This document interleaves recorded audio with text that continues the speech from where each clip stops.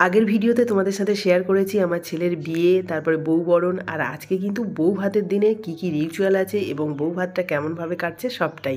এখন প্রায় দুপুর হতে চলেছে, একটু পরেই কিন্তু ছেলে বৌমার ভাত কাপড়ের দায়িত্ব নেবে। তবে তার আগে কিন্তু একটু খেলাধুলো রয়েছে। এই খেলাধুলোর মধ্যে এই যে ঘটি রয়েছে আর এখানে থালা রয়েছে।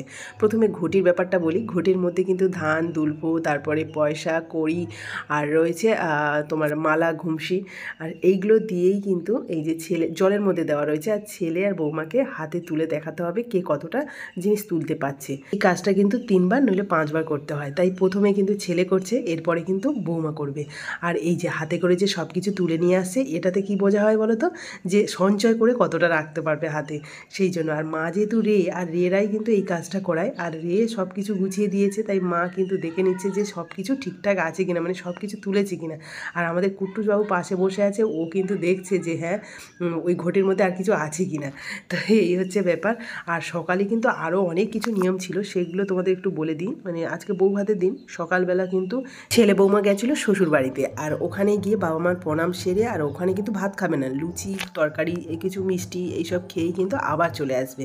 আর আসার পরেই কিন্তু কড়ি খেলা থাকে, যেটা পুকুরে নেমেই করতে হয়, এবং ছেলে বৌমা দুজনেই কিন্তু ওই কাপড় ধরে মাছ তুলতে হয়। ওটা একটা খেলা, দারুণ মজা হয়। ওটা আমাদের বিয়ের সময়ও হয়েছিল, তবে ওই যে শ্বশুরবাড়ি গিয়ে মা বাবার যে প্রণাম করার ব্যাপারটা, ওটা কিন্তু আমাদের হয়নি, কারণ অনেকটা দূর, জানোই আমার বাপের বাড়ি অনেকটা দূরে, তো সেই জন্য যাতায়াত করা সম্ভব নয়। আর এরকমই হয় যে যাদের দূরে শ্বশুরবাড়ি থাকে তখন আর সে যেতে পারে না, কিছু করার থাকে না ওটা। তো যাই হোক, এই যে ছেলের পর্ব তো চলতেই থাকছে, মানে সবাই বলছে না তুমি সব কিছু তুলতে পারছো না, তাই তোমাকে বারবার তুলে দেখাতে হবে। তো ও বলছে না আমি সব তুলে দিয়েছি। মা বলছে না হয়নি, আরও কিছু আছে। তো যাই হোক, ছেলের পর্ব শেষ হয়ে গেছে, এবারে আমাদের বৌমা দেখি সব কিছু তুলতে পারে কিনা। তবে হ্যাঁ, বৌমা চেষ্টা করেছে সব কিছু তোলার, আপাতত মনে হচ্ছে সব কিছু তুলেই ফেলেছে। তারপর চলে আসি থালার ব্যাপারটা নিয়ে। আর এই থালায় কিন্তু জল আর আলতা দেওয়া রয়েছে, আর তার সাথে কিন্তু ছেলের টোপর আর বৌমার পাটাশিও দেওয়া রয়েছে।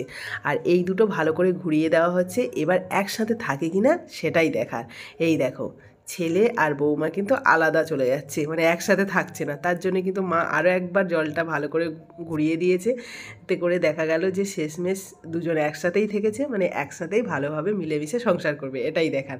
আর তারপরে দেখো কুট্টুসকে নিয়ে খেতে যাচ্ছি। তবে ছেলের ভাত কাপড়ের দায়িত্ব নেওয়ার ব্যাপারটা তোমাদের সাথে শেয়ার করতে পারলাম না, সেই সময় কুট্টুসের খিদে পেয়ে গেছিলো বলে চলে আসতে হলো। আর এখন সন্ধ্যের সময় রেডি হয়ে গেছি বউ ভাতে যাবো বলে, আর যেহেতু বাড়ির কাছে সেই জন্য কিন্তু হালকা করেই সেজেছি।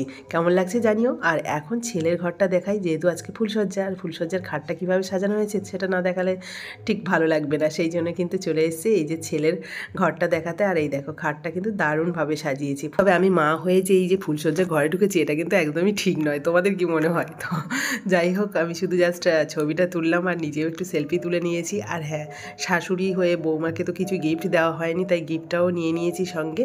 আর তার সাথে কিন্তু ছেলের গিফটও দেওয়ার কথা ভুলেই গেছিলাম, তাই ওখান থেকে কিন্তু আবার বাড়ি এসে ছেলের জন্য এই যে গেঞ্জিটা আগে থেকে কিনে রেখেছিলাম ব্ল্যাক কালারে, ও যেহেতু ফর্সা সেই জন্য ব্ল্যাকটা কিন্তু ভালোই। আর বৌমাকে দিয়েছি একটা সোনার নাকের, যেমন পেরেছি তেমনই। আর এখন দেখো চলে এসেছি বৌমার কাছে একটু সেলফি টেলফি তোলার জন্য। আর এই যে পাশে বৌমার দিদিও রয়েছে, তো সেই ছবিটা তুলে নিয়ে তারপর আমি দাঁড়িয়ে পড়েছি। এই দেখো শাশুড়ি, দেখো শাশুড়ি এতটাই লম্বা, বৌমার পাশে কেমন একটা বেমানান লাগছে যেন আমার মনে হচ্ছিল। তো যাই হোক, ওখান থেকে ছবি টবি তুলে চলে এলাম এই যে আমাদের কুট্টুসবাবুর কাছে। কুট্টুসবাবু তো রয়েছে ওর দাদুর সাথে আর বাবার সাথে।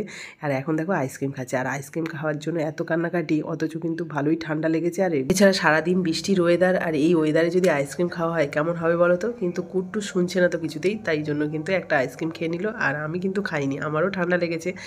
তো যাই হোক, এখন সবাই ভাত খাওয়ার জন্য বসে পড়েছি। মা, আমি আর কুট্টুস, আর তোমাদের দাদা ভাই আর বাবা একটু দূরেই ছিল। তো এখন এই যে কুট্টুস বসে কিন্তু বেশ মজা করছে। আইসক্রিমটা তো খাওয়া হয়ে গেছে, তার আগে তো কাঁদছিল, তো এবার খাবে বলে বসছে, কিন্তু ওকে আলাদা দিতে হয়েছে, ওকে খাইয়ে দিলে হবে না।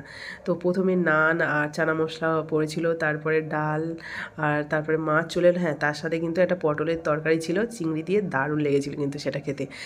তারপরে তো মাংস, আর মাংসটা কিন্তু একদম দেশি মুরগি মাংস ছিল, খেতেও অসম্ভব সুন্দর ছিল।